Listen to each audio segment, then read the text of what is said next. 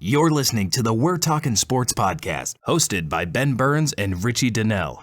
Remember to like us on Facebook, follow us on Twitter, and visit our website at mysportsstop.com.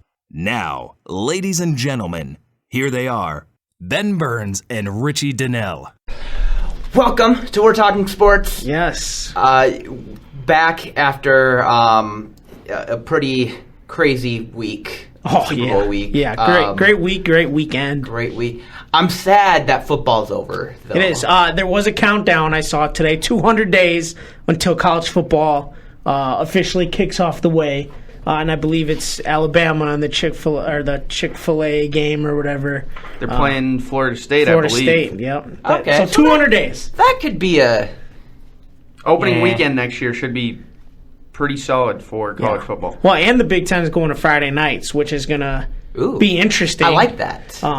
They said the one thing that's going to affect, though, is because apparently the Badgers do such a good job of getting to high school games, their coaches do, that this could really affect Wisconsin's in-state recruiting, is what they're worried about. Ooh. So very interesting.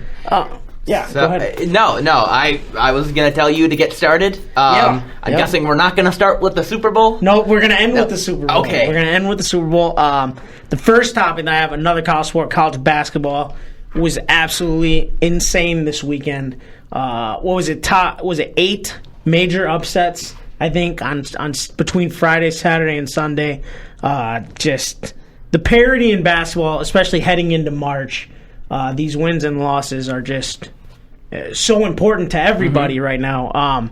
You had number 2 Baylor, number 8 Kentucky, 16 Butler, number 3 Kansas, number 5 Arizona, number 7 West Virginia, number 9 Virginia, number 17 Maryland, number 22 Creighton, number 4 Louisville, all lose in the last 3 days, including Brett's favorite, Notre Dame's 4-game losing streak right now. Oh, boy. It's just incredible to see the parity across the country that when March comes, I mean, this might be the toughest or most exciting bracket that we've had in a long time. Let me ask you a question. Why do you think all these teams are losing? Is it the fact that, does it have something to do with, recruiting? Maybe, playing all these freshmen, not getting enough time for the teams to kind of become a team? Well, I mean, Kentucky, usually they'll have 1 or 2 puzzling losses just because of the fact that they do play such a young roster. I think with college basketball, the bigger impact comes from the fact that it's such a long season and that a lot of the bigger teams don't play necessarily the tough non-conference games, where some teams will get into the postseason or the preseason tournaments like a Maui or a 2K Classic or something like that, and they'll see another really good team. But in some situations, I think now that you're getting into conference play, teams are kind of jockeying for position a little bit, and this is it's common for top teams to lose at this point in the year. I just don't think that we've ever had this many top-ranked teams lose all at one time. So maybe it was just a one-time weekend fluke that this has happened. Mm-hmm. But I think a lot of it has to do with the fact that you don't see as many top teams schedule tough non-conference games, kind of like we do in football. Yeah. Where we'll get some big-time non-conference games where seems to be that kind of year or time of year where teams start to really separate themselves as contenders or drop as the pretender with the easy non-conference. Interesting. Very interesting. I mean, no, I don't have any more questions. Okay. Question, Brett. Notre Dame. So, what's going on? What's going on over there? I mean, the thing, it depends on what game you're watching, basically. They obviously they were 6-0 to start ACC play. They've lost 5, or they were 5-0 to start ACC play. They're now 6-5. So they've lost 5 of 6 with their only win coming against Syracuse, who they did crush by 18, but now Syracuse is ahead of them at 7-4. So I don't know. A lot of the difference has been, beginning of the year they were shooting close to 90% from the free throw line. They've been down around 65 for like the last 5 games. And that versus Duke, that cost them. They were like 9 of 17 or something. So It hurts, but I mean it's the ACC. Yeah. Every team in the ACC, whether it be, except for, even Pittsburgh is still a good team, and they're the bottom of the barrel at 1-9. I think their loss to Duke was only 2 points. Notre Dame beat them by 1 earlier in the year. Right. They've just struggled really. Pittsburgh's been bad since conference play started, but even teams like NC State are winning big games, and they're 3-8. Clemson, Georgia Tech. You could see all but 2 or 3 teams make the tournament from the ACC. It's the best conference in college basketball by far. But I guess maybe not for you. Things aren't necessarily going well for your favorite team. But I know Ben, for us, it might be a really good year, and might look like Wisconsin could end up getting the state of Wisconsin, 3 teams in the tournament. With the Badgers being an elite team right now, they just cracked 20 wins with the win over Indiana, and then Marquette has been playing very well. They have a tough part of their schedule coming up, but if they can make it through the gauntlet, so to speak, could end up getting a bid. Mm-hmm. And UW Green Bay kind of looks to be, after their huge blowout win of Valparaiso, looks like they could be the best team in the Horizon League. And I think that speaks to wonders of the jobs that Wisconsin coaches have done keeping the talent in state, but just hiring good people. Yeah, with Marquette, that Villanova win's going to look real good. Oh, yeah. And I think if they get 2 or 3 other big wins, I think they're a shoo-in to get in. As for UWGB, obviously they're going to have to win the Horizon to get in. And really with Green Bay, they can compete against any team, but they can also lose against any team. Right, absolutely. And the cool thing with Green Bay is I remember watching last year's tournament game. For the better part of that game, hung with Texas A&M, which makes it really exciting to be able to watch them and hopefully kind of separate themselves from that Horizon pack and maybe become a Wichita State or a VCU or something like that. Would be real cool to have that experience in Wisconsin. Then obviously Bucky. They seem to, whenever they play bad, they still seem to win, and it just it's mind blowing. Well, and it's really exciting to have a guy like Ethan Happ on the court. Incredible player. He's really becoming the Frank Kaminsky of the team, and Frank Kaminsky was nowhere near this good as a sophomore. As early, right? Yeah, so he's really stepping up, and I'm glad to see that the younger players are kind of taking the reins of the court. Will Ethan Happ be a 4-year player? Do you think, or do you think he could leave maybe this year, test the waters a little? I don't think he'll leave this year. Okay. I think if he has a real good junior year, and if Wisconsin makes it far into the tournament, we could see him leave. But I think he's safe to come back 2018. Okay. Go ahead. Question for both of you. Do you know who the leading minute getter is on Green Bay? Who the leading minute getter? I'm going to say Nigel. Oh, good old Trev Anderson. Is it? Green Bay, UWGB, not Wisconsin, not for UW. Green Bay. Oh, okay. That's what I was going to say, but he's been hurt. Trevor Anderson was the point guard at Stevens Point last year. Okay. He's a true freshman. Me and you talked a lot about on how well he would actually translate to the college game, but his problem seems to be the same problem that to bring up another topic, DeMarcus Cousins. The issues that he had again last night.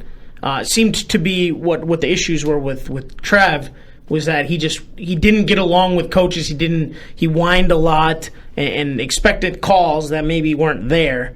That was the only knock on him as to why he didn't go major D1.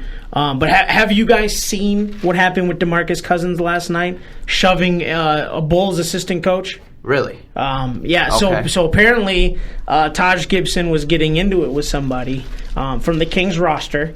And DeMarcus Cousins was trying to defuse the situation, and a Bulls assistant coach decided that he wanted to instigate or be involved of some sorts. So DeMarcus kind of gently pushed, shoved, moved, whatever you want to call it. It wasn't extravagant where he just blatantly shoved him. I mean, It was more of a, hey, settle down, where I'm going to kind of move you a little bit.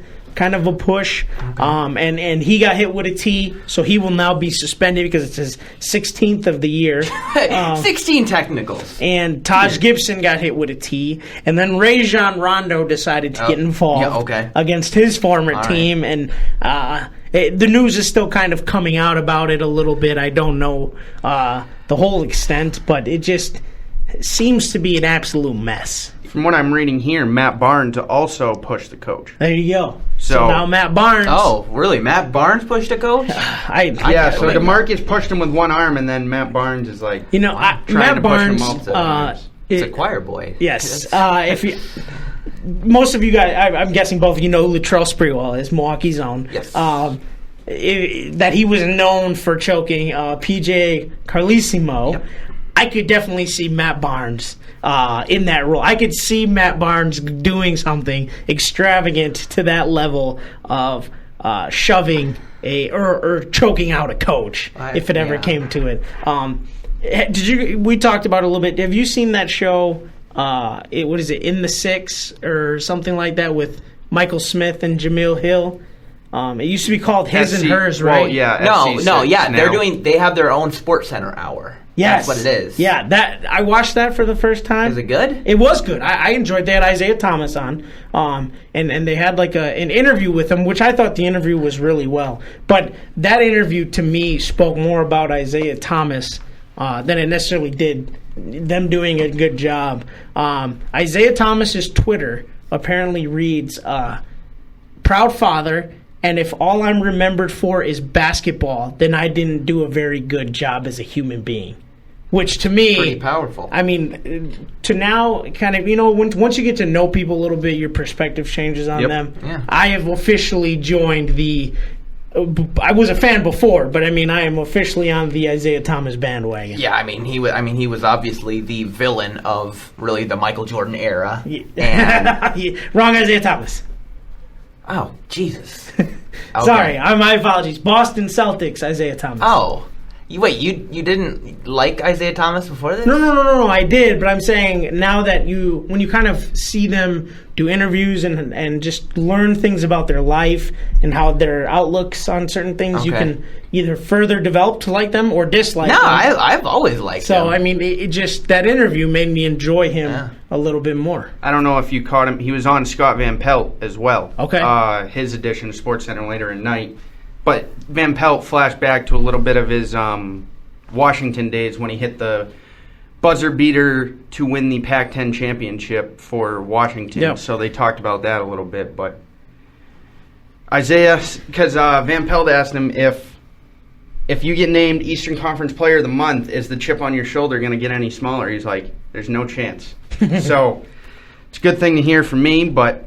Yeah, well, and during that interview, he had mentioned that he the biggest thing this offseason, he said that that helped him develop his game was, one, he adapted eating habits from Tom Brady, and two was that he had a sit-down conversation with Allen Iverson, who was his favorite player growing up. So now he said he has the mindset that anybody can say anything about him, and it won't matter because Allen Iverson didn't say it, because Allen Iverson is a fan of Isaiah Thomas. He said, if you're not Allen Iverson, I don't care what you have to say, which is pretty unique. But to stick with some basketball, guys, I got a question for you guys, which will lead us into our next topic here. Would either of you guys put Grant Hill or Penny Hardaway in the Hall of Fame? I would put Penny in the You Hall. would, okay? Yeah. Despite not the long career. Right, I mean... He, kind of like Terrell Davis. That's where I'm going. So you're a believer that Terrell Davis should also be in the Hall of Fame? Yeah. I was not upset when he made it in the Hall. He was not in my... I did not think he would have made it, but I'm definitely not upset with it. Okay. Brett? Yeah, I mean, I thought Terrell Davis should be in the Hall of Fame as well. So Hardaway, I mean, he played for 14 seasons. I don't know if I'd call that a short Maybe career. it was because of the games. His injuries really derailed. He did get hurt a lot at the end, but he was in the league from 93 to 08. I mean, obviously he missed a lot of time towards the end, but Davis was somebody that I think if he hadn't gotten in this year, a lot of people would have been upset. Okay. Kind of like Terrell, well, not... I don't know if they'd be the stage. Right. Well, Terrell Owens that was going to be my question. Terrell Owens is upset, but does Terrell Owens have a gripe here? T.O.'s got a point. He should be in. Yeah. And I don't like when the media kind of almost blacklists players like they did with Chris Carter for several years. And Chris Carter's a first ballot, in my opinion. I think T.O.'s also a first ballot. I agree. We're going on 3 years now. T.O. didn't make a Hall. Right. He should be. And the crazy thing is something that had been kind of brought up to me that I didn't necessarily recognize until having the conversation. A friend of mine had brought up. He said, he goes, T.O. isn't in again. He goes, he said, for some reason it seems that wide receivers just don't seem to get in on the first ballot. And I was like, well, that's not necessarily true. Just off the top of my head, I didn't think of that. I said, the reason that guys don't get in right away, first ballot, is usually if they only have off-the-field issues. But then when I thought about it, you have Terrell Owens, who's still fighting to get in, Marvin Harrison, who took a little while to get in, Chris Carter, who took a little while to get in. I can't remember. Andre Reed. I can't remember the last wide receiver. Jerry Rice. Jerry Rice would have been the last wide receiver to get in on the first ballot. And now they released next year. Is Randy Moss on for next year? Randy Moss is in next year. And if he doesn't get in first ballot, he's got to be a steward. You would think so. Yeah. That now the questions again remain. He had some off the field turmoil that does it hold him out. Despite arguably being the greatest wide receiver of all time. Right. It seemed like there was a bit of a backup on wide receivers.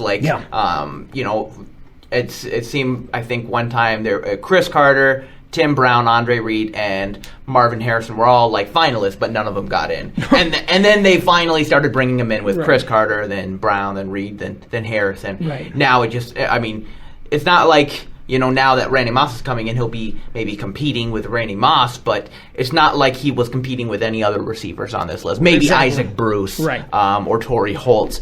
But now, do you think that maybe, just a personal opinion question? Yeah. Terrell Owens and Randy Moss kind of have similar numbers for their career in terms of receptions, yards, touchdowns, things like that.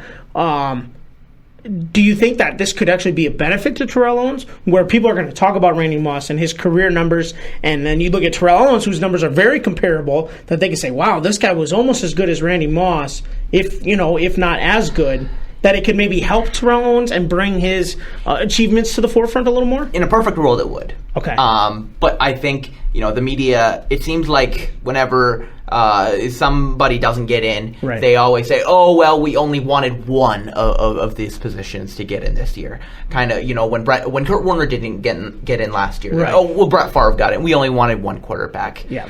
But this isn't the case. It shouldn't be. Right. There were two running backs in. LaDainian Tomlinson and TD got in. So obviously positions is not a problem. Right. It's not a problem, and it shouldn't. It's the media's way to make an excuse for not putting a certain player in. But I want to go through this year's list so you could just kind of touch on each person here, maybe something that you guys remember about each player having. I think the only person that maybe we haven't seen would probably be Kenny Easley. But just kind of go through, touch on each one, and if you guys have something. To start, we're going to start with the headliner, LaDainian Tomlinson. Yeah, one of the greatest running backs of all time.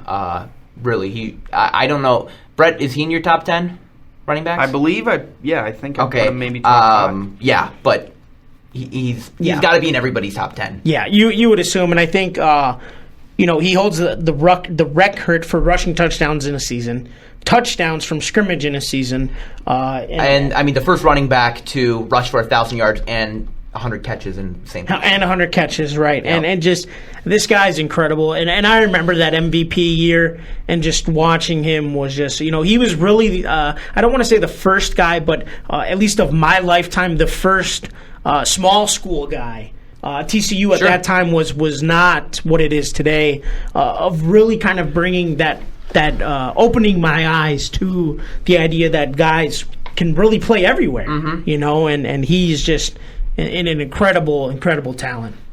For sure. I mean, there's no disagreeing with anybody that said he is top 5. I mean, the things that he did in San Diego year after year, regardless of the talent around him, he still produced at the highest level, and basically, I'd say kept that franchise relevant. So now let me ask you this, guys. In terms of the Chargers have now moved to Los Angeles. They'll probably retire his number someday. When a franchise does kind of move like that, I mean, do you think that when that happens, is that since I don't think LaDainian Tomlinson's number is not retired yet, it will be. I think it is retired. Is it retired? Okay, they might have just done it. I was just saying. Yeah. I mean, that's kind of an injustice to those fans who got to watch him. Kurt Warner, grocery bag boy to Super Bowl MVP. Yeah. The real true good Cinderella story, Sure. if there ever was one. Anything? Yeah, I mean, I think before this Super Bowl, before Brady just went off, I think Warner had the top 3 passing yards in each Super Bowl game. Okay, yeah. I mean, and he only played in the Super Bowl 3 times, but yeah, I mean, you couldn't have written his story any better. Right. Where, you know, like you said, grocery bagger to MVP, and then he had a bit of a slump, but then he came back with an amazing campaign with the Cardinals. Right. Honestly, I would have waited a couple more years for him. Okay. Just because that split between the Rams and the Cardinals, it's a lot bigger than most people think. Yeah. But regardless, he's a Hall of Famer. Right. And to what you said about the slump, I think for me that will always be what I remember about Kurt Warner, that I think a lot of people thought his career was over. You know, when Mark Bulger took over, then he went to the Giants and backed up Eli, and then I mean I don't think Matt Leiner's backup. I was gonna say Arizona didn't even have him pegged as the starter, and next thing you know they're playing in the Super Bowl, and he's a pick six and a great touchdown reception away from being a 2-time Super Bowl champ. Yeah. But yeah, Kurt Warner is, I think, like you said, eventually would have got in, but definitely probably I would have waited as well. Brett, anything on Kurt? I mean, he led the greatest show on turf. Greatest show on turf, that's right. I didn't realize he didn't come into the league until he was 27. Yeah, he played in the indoor. AFL. Yeah. Indoor, yeah. Yeah. Yeah, and he played one game when he was 27, started all 16 the next year. They go 13-3, he throws 41 touchdowns in his first full season in the NFL. So. Unbelievable. Yeah, he's special. On to the guy, you had just kind of talked about, Terrell Davis. We didn't really catch a whole lot of his career. We were super young.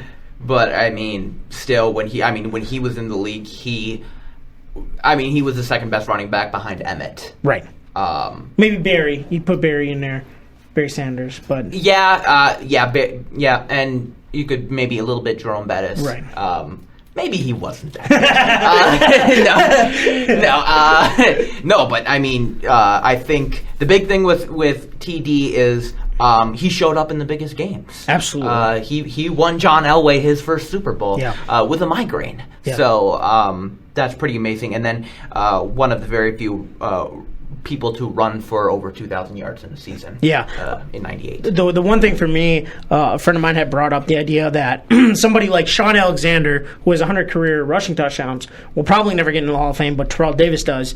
So I looked at the two and compared them. Terrell Davis played 2 less seasons than Sean Alexander did and had just as many yards. And the only thing that he had more Super Bowls, more MVPs. Yeah. The only thing that he lacked was the touchdowns. But when he played, he was dominant. Absolutely. Like you said, even though it was a short career, he just kind of got things. Let's get Roger Craig in now. Yes, let's get him in. He deserves to get in. Yeah. Brett, any Terrell Davis? I mean, it's similar to what we were talking. I mean, we already talked about. He did have a short career, but Barry Sanders, had a short career and did great things. Terrell Davis didn't do it to that level, right? But he was still a key part of him and Elway being 2-time Super Bowl champs. Yeah. I mean, without Davis, they probably don't win. They might win one, but they don't win both. Right. The shocker to me of this class, the guy that I guess I thought maybe had no shot of getting in was Jason Taylor. For some reason, I just felt that this was just kind of the weird name on the list. This was his first year, right? I believe so, and maybe that's why it was a little weird to me. Yeah. But I mean, 139.5 career sacks speaks for itself. But I just did not anticipate him being a first ballot type of player. Well, and I think it's because, and I agree with you, I think the reason is because he really didn't end his season on a bang. Really, after he left Miami for the first time to go to Washington, he kind of sputtered out. Right. But we can't forget, during that time with the Dolphins, who had one of the best defenses of that decade with Zach Thomas and Patrick Surtain. Yep. I mean, and he was the leader of that team for sure. I don't think he's a first ballot Hall of Famer, though. Right. A Hall of Famer, certainly, but... Yeah, not first ballot. Completely agree. I mean, he got Defensive Player of the Year, led the league in sacks, a lot of forced fumbles, 9 touchdowns. I think the record is it 12? For Charles Woodson has that record. I don't know. For defensive touchdowns. But I mean, like I said, 139.5 sacks is impressive. I think I know that's top 10 all time. I don't know if that's top 5. But this name, it just didn't pop out at me as this guy needs to be in the Hall of Fame right now. And being a Boston fan, you probably saw a little bit of Jason Taylor. I mean, what do you think? I mean, he constantly created havoc for Brady, because offensive line's always been something that the Patriots will they find ways to get around struggling with the offensive line, and they used to have a better offensive line when they went through that first 3 Super Bowls in 4 years. But, I mean, you look at the guy's stats, and he had 6 seasons of double-digit sacks, and really outside of him in the AFC East, there wasn't anybody for that period of time that would really create havoc like that, and he just continued to be a problem regardless if you game plan for him. I mean, Belichick game planned for the best player on each side of the ball for every team, and Jason Taylor would still find a way to make things work, kind of like Jason Pierre-Paul does now to the Patriots when they play. But well, and it seemed like the Dolphins were always the only team to be able to beat the Pats. Yep. Yeah. So. Yeah. For me, the next guy is kind of it's about time. Even though kickers do not get in very often, I think it's been a little too long for Morton Anderson. That he should have been in almost right away. Maybe not first ballot. I get it. The media probably doesn't hold the kicker to high standards, but when you talk about most points scored in NFL history, most field goal made in NFL history, most attempts, he did have a long career. Yeah. But I just think that he should have been in. I disagree. No? Okay. I think really the only kicker/punters in my mind that deserve to be Hall of Famers is Ray Guy, who's already in, and Adam Vinatieri. Okay. Just because of the big kicks? Big kicks. I mean, he has been kicking for a very long time now. Right. I don't know where he's at with points scored. Okay. I bet you he's getting close to Mort. Yeah, because I know Mort was the one who sent Atlanta to the first Super Bowl. Yes. The game-winning field goal against the Vikings. Yep. Yeah, I always get him mixed up with Gary Anderson. Okay. It's not related. No. Gary Anderson also a very good kicker. Yes. But I mean, I'm not. These are all great players. Let's not. Right.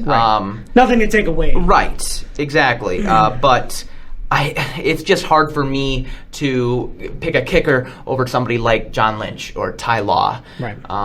Or Terrell Owens. Yeah. It's to me, it's a little ridiculous. Okay. Trying to figure out how far behind Vinatieri is. All right. Well, while Brett looks that up, Ben, we'll move on to a guy who's created a lot of controversy, had a lot of success early, not so much late, but I think deserves a spot in Canton. That's Jerry Jones. Yeah, I mean, he really, I don't know. That's tough for me because I don't know if he should be a Hall of Famer. Now, if his personality wasn't the way that it is, and because we hear about Jerry Jones because he's the owner GM every single year. Here's the thing, if he was Robert Kraft will get in for sure. Robert Kraft will get in, but if he was more of a Robert Kraft who didn't necessarily speak all the time, wasn't forcing himself into the media, do you think you'd have a different opinion on Jerry Jones? A little bit, Okay. for sure. Especially now, the way Dallas has been playing lately, Right. With the 2 rookies really leading your team to the best record in the NFC. But what I'm thinking is, why isn't Jimmy Johnson in? And why is Jerry Jones getting in? Right. Now, you guys have to correct me here. Now, I know, like, with basketball, it's just the Naismith. Everybody goes into the Naismith, whether it be overseas, whether it be college or professional. Now, the NFL does have – Canton is only NFL. It's pro football. So you could see an AFL player get in. Okay. I just – because to me, if it was – that's what I was getting at with Jimmy Johnson – leading the U and then leading the Cowboys. That's college football. Right. And that's what I was trying to figure out. College has its Hall own of Fame in own Atlanta separate. now. Okay, they do have their own separate Hall of Fame. And I want to say Jimmy Johnson's in. Yeah, he should. I mean, he was Barry Sanders' head coach, and then the U. I mean, No, I agree with you. Jimmy Johnson should definitely be in the NFL Hall of Fame as well. Yeah, a lot of coaches, I think, are kind of right now on the cusp of maybe becoming a Hall of Famer, or should be. Right. Don Coryell, Bill Cowher, Marty Schottenheimer. Right. And I think what you were talking about before, the wide receivers, where we kind of had that backup of receivers for a little bit, and then we had the huge. I think we're going to have a backup of coaches here. Except no coaches are getting in. We saw Tony Dungy get in last year, and I was happy to see him get in. And then Parcells a couple years ago. But we need more coaches. We definitely need more coaches. I got my 2. Well, Jimmy Johnson got elected in 2012 into the College Football Hall of Fame. Okay. So he is in there. And Adam Vinatieri is 166 points behind in 3 less seasons. So he should get there next year. He should get next there. Year. Year and a half probably. Right. Depends on... I mean, if he kicks 30 field goals plus 40 extra points, he'll be about 30 points back heading into... Yeah. But he's 44, so... How much longer is he going to kick? Anderson played till he was 47. Okay. I mean, kickers can go... forever if they really wanted to. I mean, until they get hit. Hey, I do want to give a shout-out to the Adam Vinatieri thing, though. My boss, head coach at Concordia, was actually Adam Vinatieri's kicking coach in college at South Dakota State. Yep. So he has a big plaque in his office of him. I don't know if it was the Super Bowl kick, but I know it's a picture of him. He went to South Dakota State. Yep. But it's a picture of him kicking a field goal for the Patriots, and it's signed, thank you, Coach Eder, Adam Vinatieri. But which is a pretty unique story, thinking of how good Vinatieri is. And our last guy, like you said, the one that we probably have no real memory of, Kenny Easley, finally getting in. I have not heard any backlash or I mean, he was on the All-80s team. Yep. I believe he won AFC Defensive Player of the Year in '83. Yep. Won Defensive Rookie of the Year in '81. But besides that, kind of had a short career. Yep. 32 career interceptions. Yeah, I mean that's nothing to hang your hat on. Right. I mean, he's a great safety. I think. Or defensive back, I think. Right. Kind of those days you were kind of both. Yeah. Kind usually of a little bit safety of everything. in the end of your career. Right. But we have so many other good defensive backs. I mean, I know he was the senior committee, so right. Because they only allow up to 8, I believe it is. The NFL, they cap it. They do 5 regular nominees, and that's players and coaches. Okay. And then every year, this year it was 2 contributors, which was Jerry Jones and Tagliabue, who didn't get in. Which I'm completely he should have gotten. I'm very surprised as well. And then they did 1 senior committee. So next year it's going to be 2 seniors, 1 contributor. Okay. They do it back. Yeah. But yeah, I'm very surprised Paul Tagliabue didn't get in. That's disappointing. With Roger Goodell in, I think people are starting to appreciate Tagliabue a little bit more. Yeah, I completely agree with that. I remember when that change took place, and I wasn't happy because I thought Paul Tagliabue was a very good commissioner. So on to probably the most important aspect of our lives of the weekend, and that was probably the 3 hours that we spent on Sunday. Well, 3+ hours with the first overtime game in Super Bowl history, the Atlanta Falcons versus New England Patriots. I can't believe we had an overtime Super Bowl. I'm still in shock over the that. first thing that I said, Brett and I had kind of talked a little bit during the game, and I told him the stories that we grew up hearing from the adult males in our lives of athletes that came before our lifetimes, like that we might not necessarily be able to appreciate, like a Joe Montana, things like that. This game is going to be something that we tell our kids when they're unbelievable 11 years old, because this game might be the best football game I have ever seen in my life. And I think, the last couple of years, I don't think especially last year, we hadn't gotten a great Super Bowl. And, we already heard people saying, the Super Bowl is always a blowout. No, it's not. We've had some amazing games. Super Bowls. Both Patriots-Giants games. Yeah. The Pittsburgh. That might be my favorite Super Bowl of all time. Pittsburgh-Green Bay came down to the end. Pittsburgh-Green Bay, the last time the Patriots won against the Seahawks. The only blowout game was the Seahawks throttling Denver. Because last year's game was close, Denver and Carolina. It was just an ugly game that people didn't care for. Yeah. But it was a close game. I think Denver had Carolina's number in it, but that's for another day. Right. But this was an absolutely amazing game, and it frustrates me when they say, the first 3 quarters were too boring, like, I turned the TV off. Yeah. No, this was a great game. Dang good football game. Yes, absolutely. But there was a couple of things that I wrote down specifically about this game, and if I miss something, guys, feel free to stop me. But I don't think anybody thought we were going to have a 0-0 first quarter to start, which was just... And an interesting fact, Patriots with Tom Brady have never scored in the first quarter in the Super Bowl. Yep. Really? Yeah. Yeah, they've never scored in the first quarter, and of all 51 Super Bowls, I think there's been 13 decided by 3 points or less. The Patriots have 6 of them. Yeah, every Super Bowl that Tom Brady has won, they've only won by They won or lost by 3 points. Yep. I mean, wow. So for some reason they don't want to score in the first quarter, but they want to make it interesting. Good TV. The second thing, a player that I thought had a good game that definitely earned himself some money, even though he thought going into this week he deserved it. Devonta Freeman, I thought, played a very good game. He did. And backed up his claim to get big-time money. And I thought Tevin Coleman played very well, yes, too. He had that receiving touchdown. But I think those two definitely made their case as the best duo in the league. Yeah, absolutely. I think that the other two guys on the other side, I guess maybe more so as receivers, James White had an incredible I was game. so happy. I was so happy for him. Super Bowl record, 14 receptions.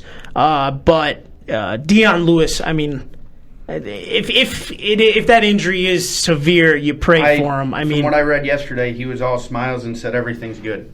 Because that just nobody's around you and you go down like that. That was pretty much Jordy's injury. Yeah, it's scary when things like that happen. So there was a sequence in the game last night where Matt Ryan had to be probably the most perfect ball, and that catch that Julio Jones made. When that catch happened, everybody that I was with immediately was like, "No, there's no way he caught that." I'm like, "I promise you, I knew he caught that." Yeah, he even got 3 feet in just to make sure. Where does that rank among some of the best Super Bowl catches with Tyree, with Manningham, Santonio Holmes, Lynn Swann? When I saw that catch, I immediately went, "That is the best catch in the Super Bowl." That was my immediate reaction.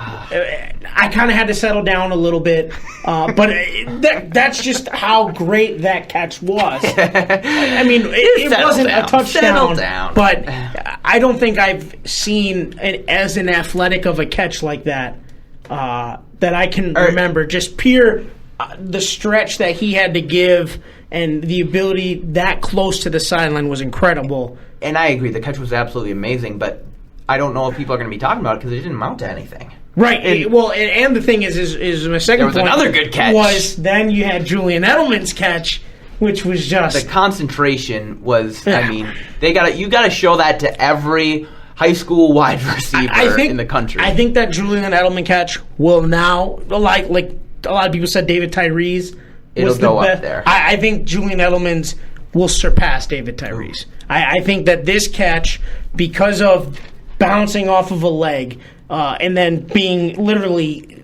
half an inch off the ground, I think this catch will surpass David Tyree's and be probably the best catch we've ever seen in a Super Bowl. Wouldn't be surprised. Yeah, Wouldn't be surprised. And as soon as it happened, I texted my dad and I said, that is the Tyree moment. And the fact that 3 of the past 4 Super Bowls the Patriots have played in, there's been a catch like that that has been game-defining. Right. I mean, when for Julio's was phenomenal. Yeah. But I'm sure, I didn't get to watch a lot of Falcons games. I bet he made a better catch during the regular season, but it won't go down. I'm sure you're right. And the pass was great, too. Right. Yeah. Right. The pass had to be perfect, and it was. Yeah. And I didn't, first watching it, I didn't realize how close Rowe was to, how well defended that play was. And that's what makes it so spectacular. Was how now, going into this week, I was kind of debating with myself a little bit as to who the best receiver was in the NFL. You were? Well, just because I think, a lot of people, obviously people are going to be like, oh, well, obviously it's Julio now. But I think you have to give Antonio Brown credit for what he's been able to do, even though he hasn't necessarily had weapons around him, other receivers, since Mike Wallace has left with Martavis Bryant going through suspensions the way that he has.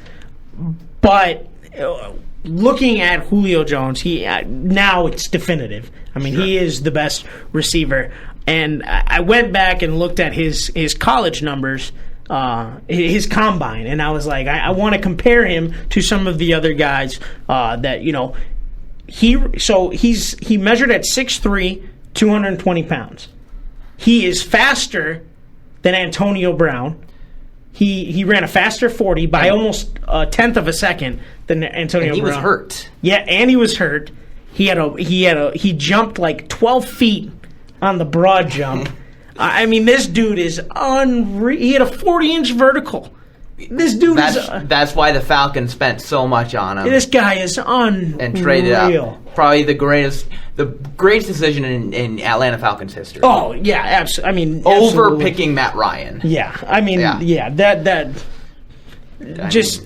he is going to be in that. He's already in the hall. Yeah, he's already right. But he is going to be not just in the hall, but he is going to be in that Randy Moss, Jerry Rice conversation. I think when it's all said and done for him, you could be right. He's incredible. Kyle Shanahan probably had the worst second half of his life last night. I thought calling that he was game, already packing up for San Francisco. That's what it seemed like. A couple conversations that I had today. One was when you're up 28-3 on the Patriots, you have to anticipate a comeback. So you don't run clock. You try to score. Was one thing that I was told. I thought about that, and my initial reaction was, if I look across the football field and I see Tom Brady, Aaron Rodgers, or Peyton Manning, I am running as much clock off as I possibly can because I know those 3 guys are going to find a way to make this game close, and if they make it close, they're going to win. I'm running clock. Yeah. Just me personally, I didn't understand what Atlanta was trying to do in the second half of that game. Neither do I. No, I don't know. And the Patriots defense, they were coming after Matt Ryan. Oh, no. I think that strip sack was at the third quarter, late in the third quarter. End of the third. Where they sacked him. That's really where that's where the momentum was shifted, and it was all New England after that. Yeah, it didn't make any. A lot of people will go back to that final. Yeah, their final drive where they had the chance to kick the field goal. Right. And everybody's going to give Shanahan a hard time because he didn't run the ball, but Matt Ryan has to throw the ball away. And then you don't expect a holding call on your offensive lineman to make it third and 33. Right. No, I agree with you, but at the same point, late in the game, they had a situation where it was 3rd and 1, and they decided to throw the ball, and not a single person ran a short route. It was all intermediate, deeper routes. It's 3rd and 1, and what I don't understand is New England, and I said this going into, I said that my key to the game was going to be Atlanta's running backs versus the Patriots' linebackers, and the Patriots couldn't cover Devontae Freeman or Tevin Coleman all night. And I just don't understand why you wouldn't draw up a play on 3rd and 1 where you could ice the game and dump it down to a running back. It's puzzling. It worries me for the bleak future already that San Francisco has. Now you kind of look at it and say, well, if this is how he's going to be in the big moments, what's it going to be like as a head coach? Are they ever going to have a big moment in San Fran in his tenure? I mean, they have to find a quarterback first, and right.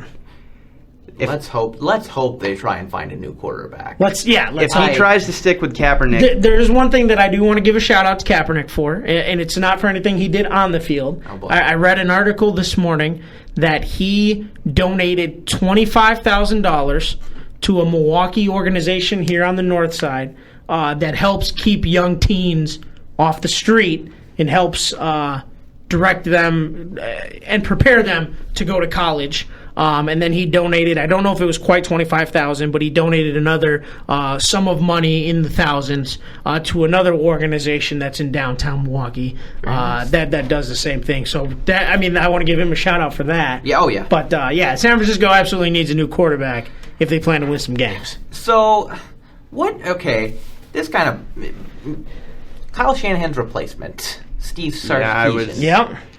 I don't understand that one at all.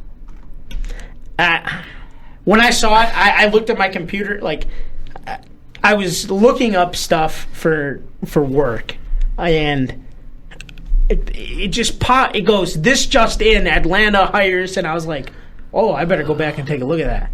And I looked at it, and I did a double take, and I pondered it for a moment, and the only word that I could say was, wow.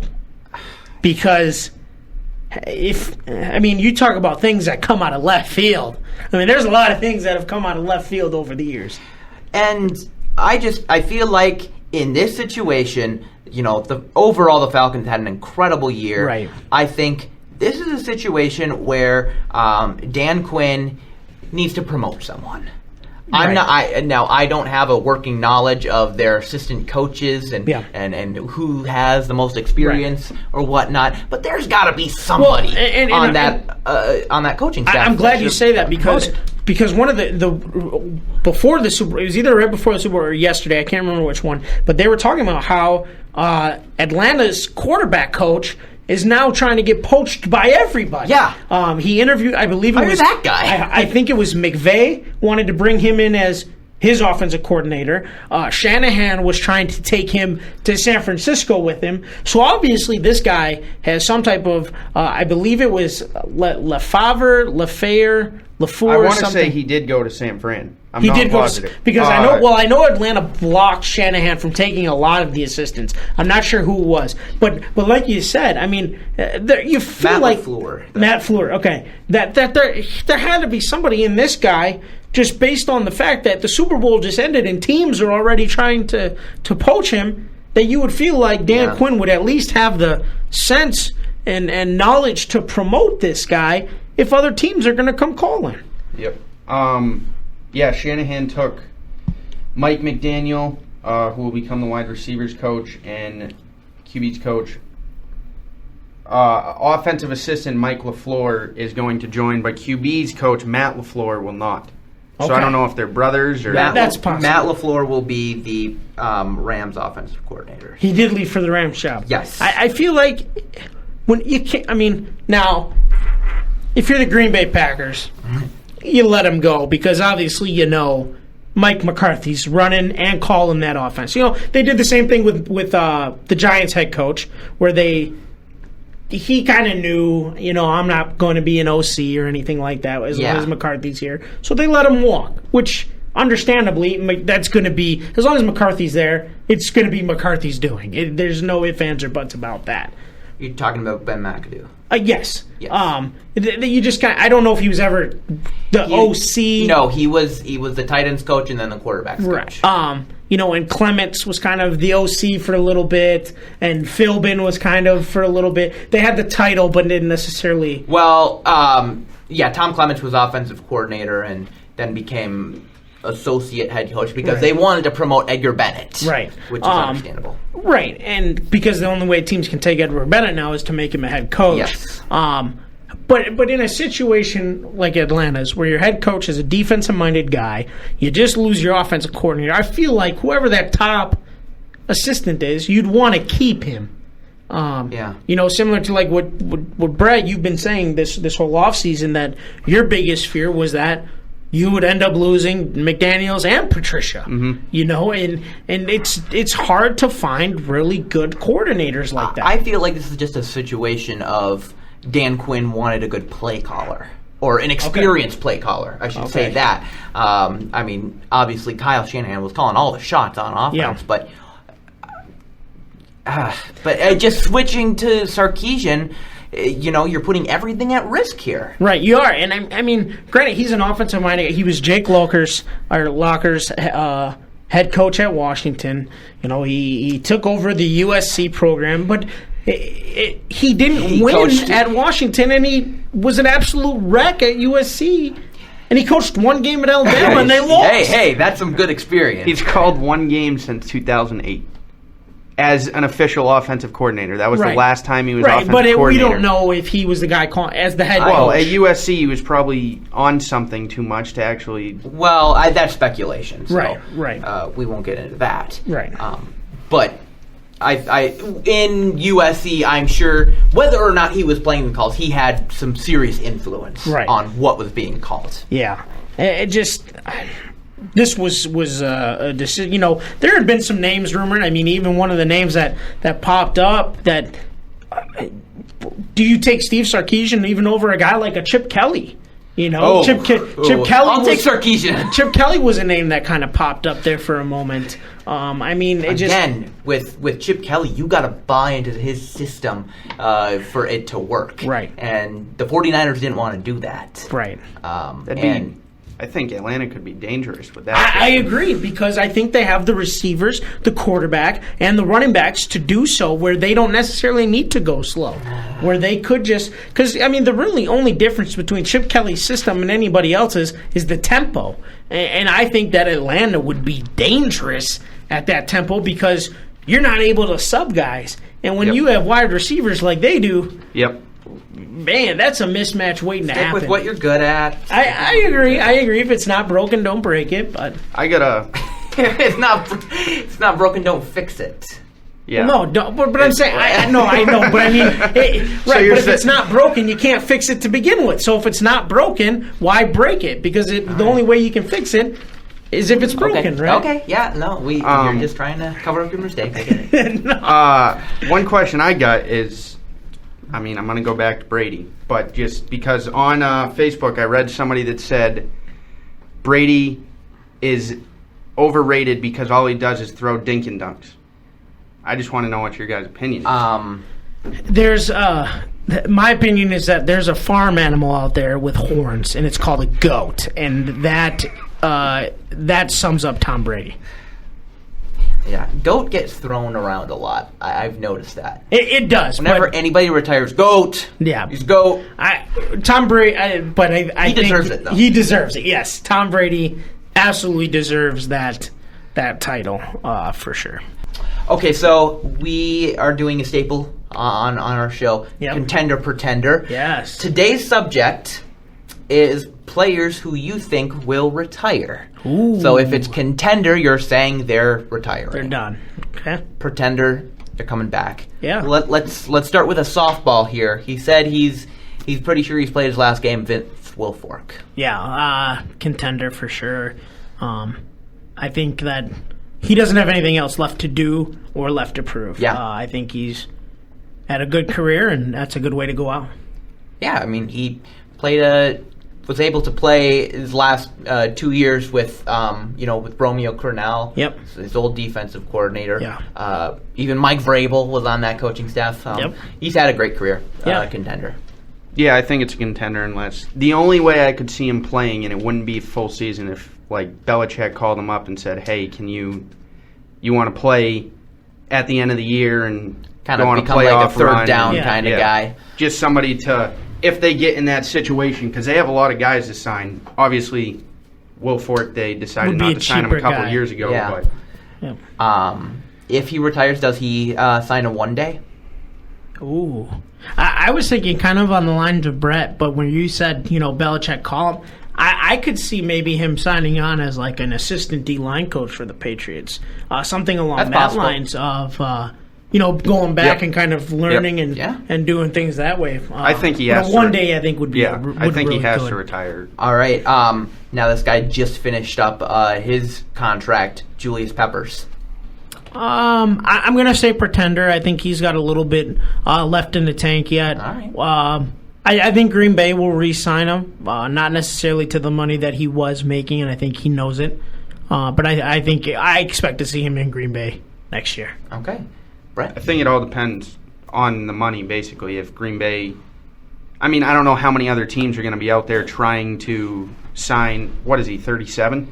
I'm not sure. I think he's about 37. A 37-year-old defensive end. I mean, I don't know how many teams are looking at that as their number one need in the offseason. Well, let me ask you this. I think also what you have to consider for this would be, does he bulk up again? I mean, he lost a lot of weight to go to Green Bay. He did. To go to that outside linebacker spot. And he has said he's felt like he's been in really good shape recently. Yeah. I think he said something around the lines of, this is the best shape he's ever been in. Which could be, he played at 300. Could be true, and he did well in a limited role this year. Yeah. But I'm going to say contender. I have a feeling he's going to be He's hanging up, okay. Depends on how much he wants to win a Super Bowl. Right. Now this guy sounds like, his coach says sounds like he's going to come back, but we still don't know. Carson Palmer. I'm going to say I hope he does, so he doesn't go through another devastating... You hope he does. For his sake, I think if he takes... I think it will force the Cardinals to actually move on and do something that will... Yeah. Because at most, I think next year would be his last year. That's what I was going to say. I get from... one of our coaches is from Tucson, which is not far from Phoenix. I guess Carson Palmer has already sold his house, removed his kids from school in Arizona, from the state of Arizona, and has moved his family. So I'm going to say, if he does come back, I'm going to say contender. But if he does not retire, it's just going to be, I think, he's going to give Arizona that 1 year to try to win, get back to their winning ways, get to the Super Bowl. Otherwise, he's done. I was going to say pretender, but, moving your kids out, that's... Yeah. Interesting.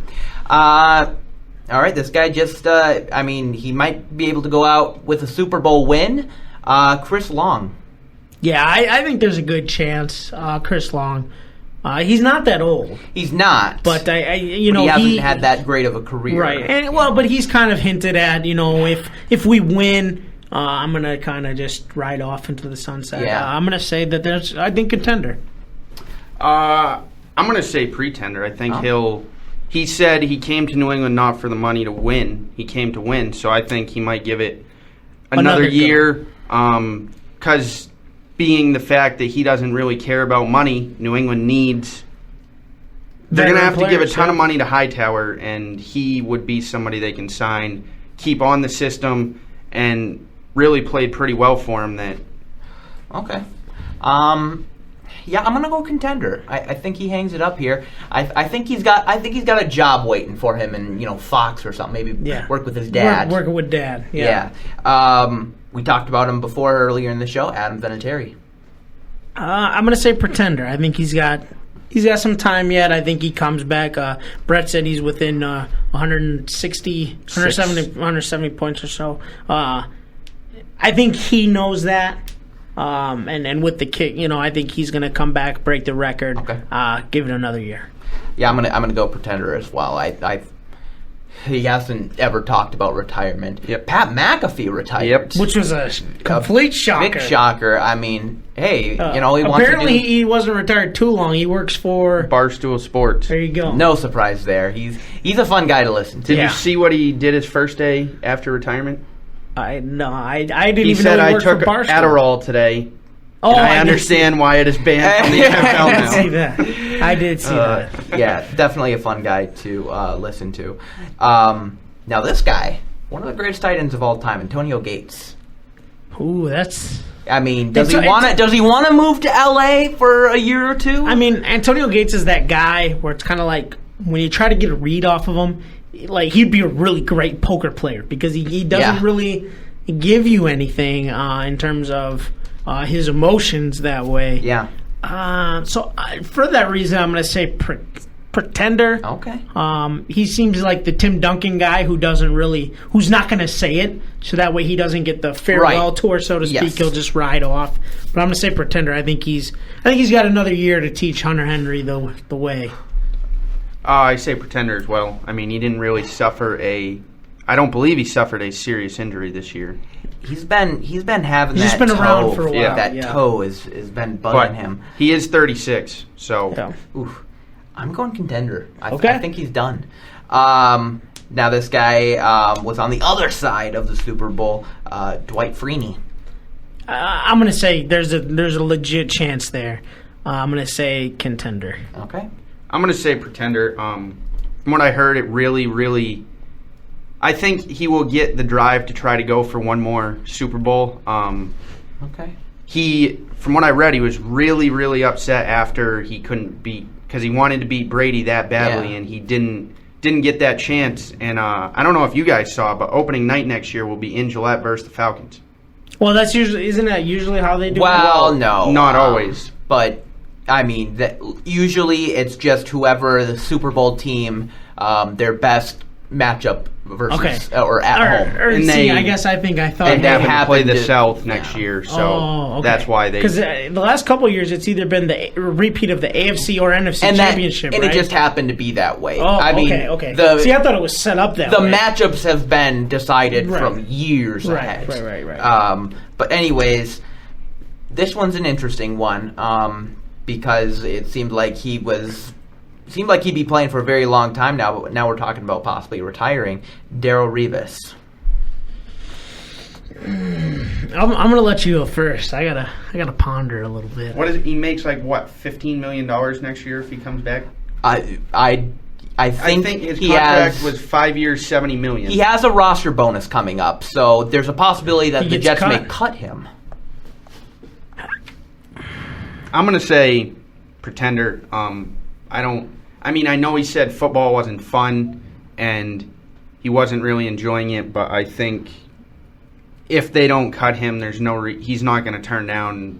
It's probably right around $12-13 million. Okay. To be on a terrible team with really no upside. Right. Well, I'm gonna say pretender for the reason that if he does get cut, I think he's too good that somebody will sign him, somebody that's really close to a Super Bowl. I mean, maybe even a Seattle Seahawks, somebody like that who obviously are hurting for money that want somebody. I think he would be willing to take a cheap contract to win a Super Bowl and maybe call it quits after. Green Bay better sign him. Oh my God!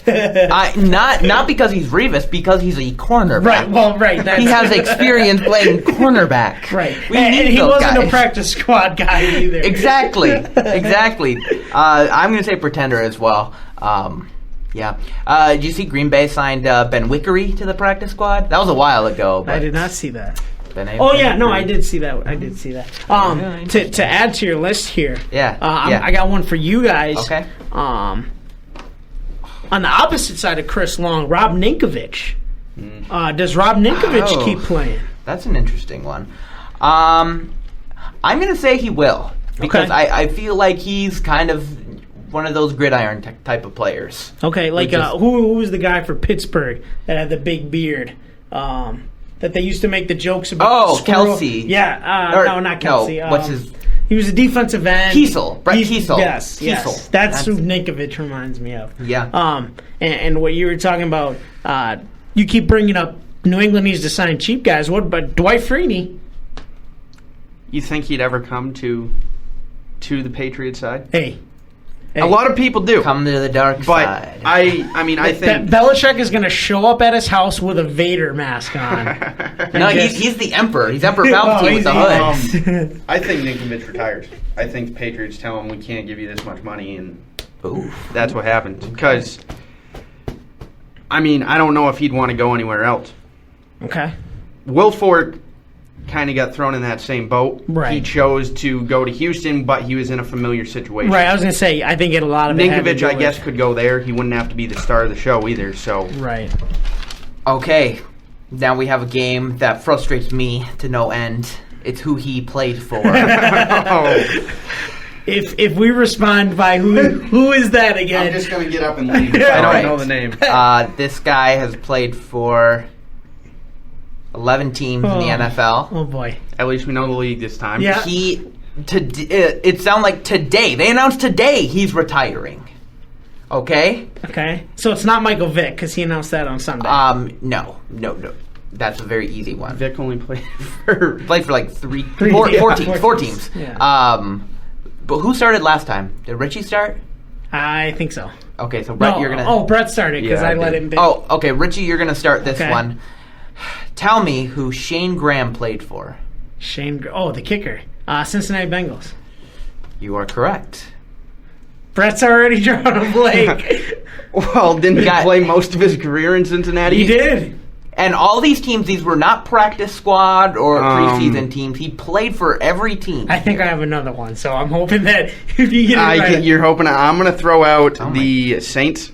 Damn, Yeah. Oh, excuse my language. Beep that out then later. Nah, we don't have that technology. That's what I was going to say. I am going to say the Pittsburgh Steelers. Yes. Woo! It's all Now it coming- gets it's coming tough. back Teams to me. go. Now it gets tough. Pittsburgh had that run of like 6 different kickers in 6 weeks. Yep. Who would need a kicker? I think Contender Pretender should be its own little tab on the website. I'm gonna put that on there. I think that'd be You giving me time to think here? Yeah, I'm trying. I'm buying you some time here. Use it wisely. The Buccaneers. No. No. Okay. Can I keep going? You can keep going. Can I try? Carolina. Yes.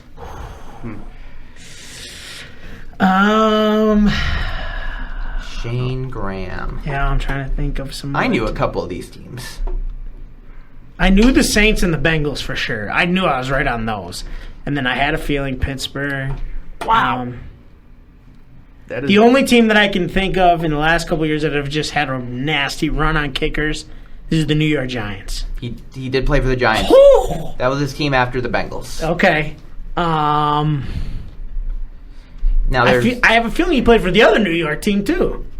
he did not play for the Giants. Did not play for Jets. All right, I'm out. So he played a lot on the AFC East. He played for the Bills, the Pats. I remember that, and the Dolphins. See, I don't remember the Pats. He was really Vinatieri's replacement. Oh, before they drafted Gostkowski? Yeah. Okay. And then Baltimore, Houston, and I do remember the Baltimore last now team that he you played say for is Atlanta, and I think that was. Before they signed Matt Bryant, he would have been. Well, right no, before. he played in 2015, so I think Matt Bryant was Came hurt. last year. I think he was. No, I think he's been there. He injured his leg, it says. Bryant did? Yeah. Oh, okay. Good call. Okay, so yeah, I mean, I think we're gonna wrap it up there. Yeah. I have another game to play, and we got the bracket as well, but Yep. we will save that for later. That we got a good show. We did. Thank you for listening to our Super Bowl review. Remember to go on mysportstop.com for some original videos and our 2017 NFL draft coverage. We got all the quarterback, running back videos up there. Keep an eye out for our receiver videos. Yep. It's going to be a lot of fun. Anything you guys want to plug? I got to start studying players that have played at a lot of teams. There you go. Nothing. We were actually trying to one day when we were hanging out in the library, we were trying to think of some, and we were having a hard time. But yet every week you come in ready to go with a guy, and we just we looked at the list. There's a lot of NBA guys that have played for a lot of teams. Yeah. Like us on Facebook, follow us on Twitter, subscribe to our YouTube channel. We're getting a lot of YouTube subscribers. Yep. Thank you so much for that. We appreciate the support. And Baseball's 9 days. 9 days. 9 days for pitchers and catchers. Yep. All right. Well, we'll keep an eye out on that. Thank you so much for listening, and have a great rest of your day.